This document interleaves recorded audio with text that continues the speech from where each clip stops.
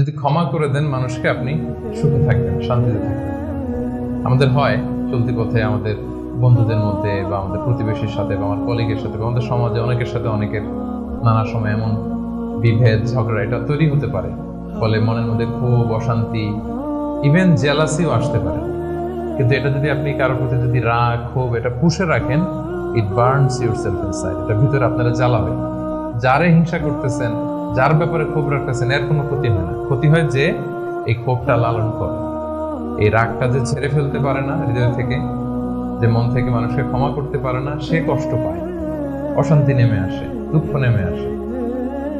আর যে সিম্পলি ক্ষমা করে দেয় সবাইকে, সে মানে সুখী একটা জীবনযাপন করতে পারে। এবং এটা জরিপেও, গবেষণাতেও দেখা গিয়েছে যে যে অন্যকে সহজে ক্ষমা করে দেয় সে হ্যাপি লাইফ লিড করে। তাহলে 2 নাম্বার কি? ফরগিভনেস, ক্ষমা করে দেয়।